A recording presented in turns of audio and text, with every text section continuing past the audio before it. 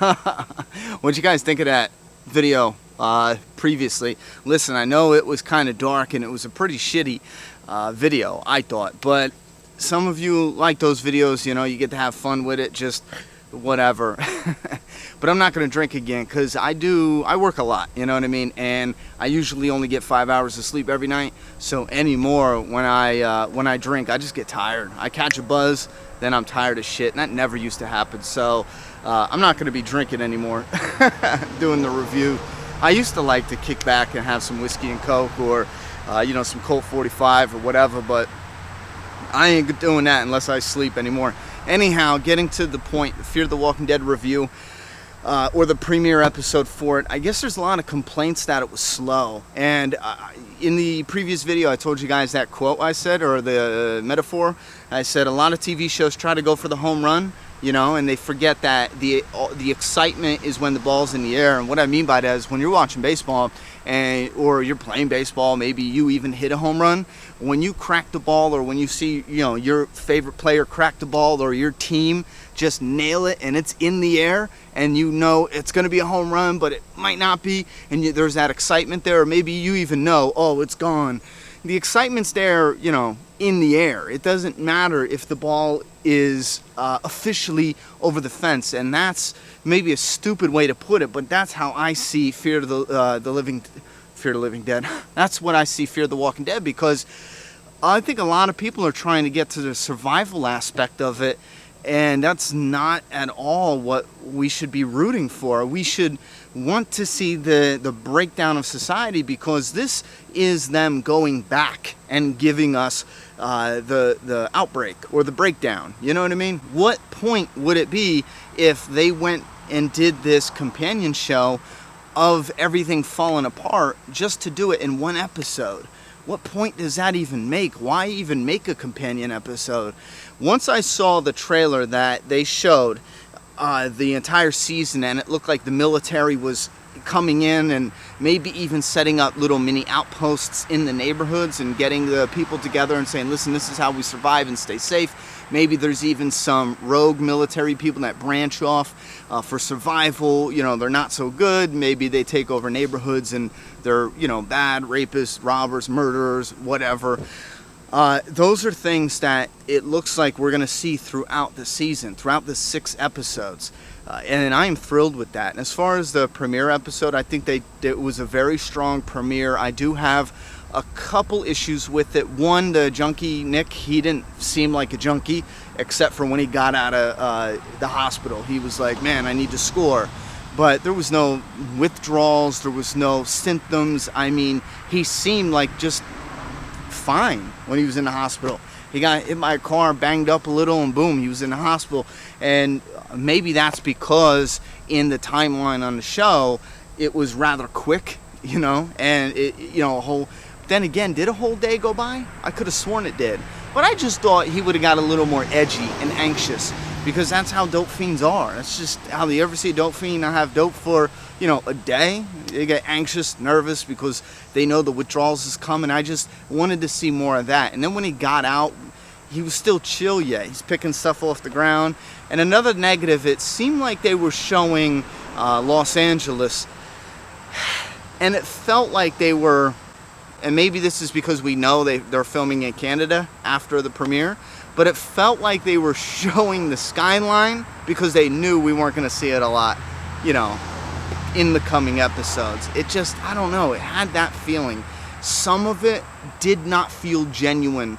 The shots themselves, they felt like it was like, okay, we want to establish this is LA because we need to, because we're not going to be here. Again, they can use stock footage. That's absolutely fine. And they could shoot in Canada, but shoot a couple, establishing shots in LA.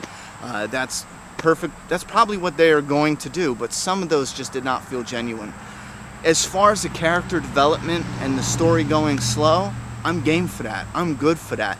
We got to see more of the characters. We got to see the strength in the lead character, Kim Dickens' character, Madison. She's a strong character, but she's also compassionate. She's a guidance counselor, has heart. We got to see Travis, who, he's a man who's in love. He is a go-getter. He does get the job done. He is smart. You know, he is a survivalist as far as understanding, you know, when he's teaching, you could tell that survivalist, the survivalist mentality is something that seems easy for him to grasp when the shit hits the fan. So it's funny how we got a strong lead and female lead, but the strong male doesn't seem to be the mouth, so to speak. The female seems to be the mouth. She's like, listen, this is how it is. Boom, you know, where's my kid? Is he under arrest? Get out of here.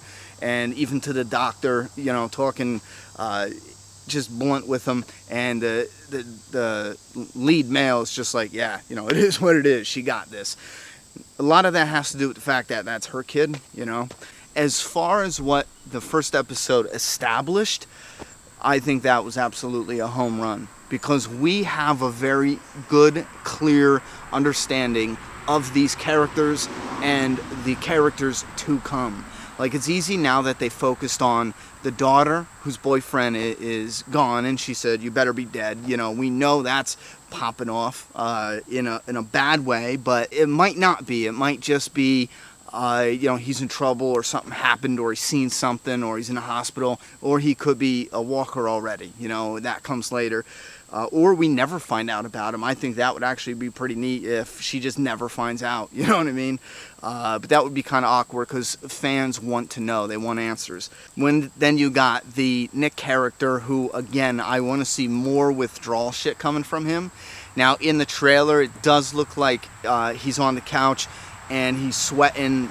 I saw a wounded leg there, and I could have sworn that was someone else's leg, and they cut it together to look like Nick got hurt, but he's actually reeling in, you know, withdrawals and pain and shit from withdrawing from dope on the couch. I'm gonna go with that. I'm gonna say Nick is fine. He just is withdrawing on the couch, and that I want to see. That's realism right there. Then you have the dad. He's going to be focused on getting his son and his ex-wife, maybe with them, with that family, you know, for survival.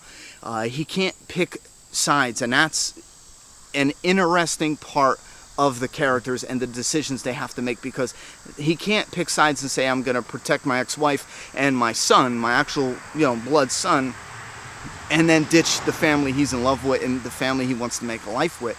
So now he's kind of between a rock and a hard place, has to make that decision, and hopefully he'll be able to bring those families together and they can survive this dysfunctional Brady Bunch in the zombie apocalypse style family, at least for a while, to get to know these characters. And then you have Madison. It looks like, or it appears that they're going to be holding up in the school. I don't know if that's for a few days or maybe towards the end of the season. It also looks like they're holding up in their neighborhood, which, if you guys have been watching my Q&A videos, I couldn't be happier. That's exactly what I talked about in the Q&A videos, how they might be holding up in the school for a little bit, because we see them running a cart full of food and supplies, it looked like, and then that teacher, the principal, the one they did that ridiculous jump scare on, which, by the way, I'm not a fan of jump scares.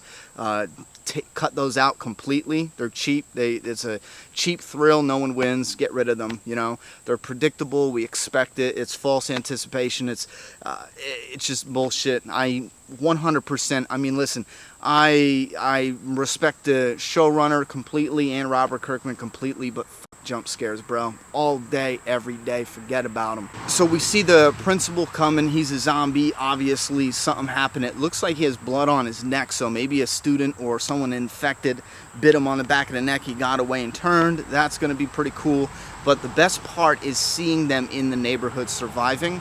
I am hoping they go to the school first for survival. That falls apart. Shit goes bad. Maybe the military comes in the school, because we did see the military. Maybe they rescue them from the school and bring them to the neighborhood. That's what I'm hoping for. And from then on, we see them surviving in the neighborhood. Remember how I was talking to Q&A, where you have all the houses here on the street and there's just infected everywhere. You're running out of food and supplies. You got to sneak out and get shit. That's my hopes for the future of The Walking Dead. Fear the Walking Dead. The coming episodes. That's my hopes. School, rescued by the military, brought to the neighborhood. In the neighborhood, trying to survive as it's all falling apart. I'll be happy with that. And then end the season on some kind of officially it's all done. I still want season 2 to open where there is still a little bit of hope, you know, maybe not completely where we were when Rick woke up in a coma. Let's say on the verge of that, getting to that, if that makes any sense whatsoever. Listen, I rambled enough. I want to upload this video. Some of these are going to be kind of raw, again, during this transition, because I'm running out trying to do 300 things at once, so I don't have time to sit down and add the images I normally add. So if you're new to this channel, go back and check out some of my older reviews, especially for The Walking Dead Season 5. You'll see that I like to insert images and maybe sometimes every now and then video clips of some awesome scenes in there, and that's rare because I do that because of copyright. I don't want to press my luck, but I do put a lot of images in. Those are going to be coming back full force once this transition and the upgrades is done and complete, so bear with me while we go through that. And I'm hot as hell, and I'm going to go take my daughter swimming because we have the day off. So I'm going to work on this, get it uploaded, and go swimming. Put your thoughts, opinions, and predictions in that comment box. Let me know what you thought of the premiere episode of Fear the Walking Dead, and also let me know what you want to see for the coming episodes to finish out the season, all of season 1, and just give a couple predictions of what do you think is going to come in episode 2 of Fear the Walking Dead. All right, Deadheads, I'm done talking, so it's your turn. Subscribe now.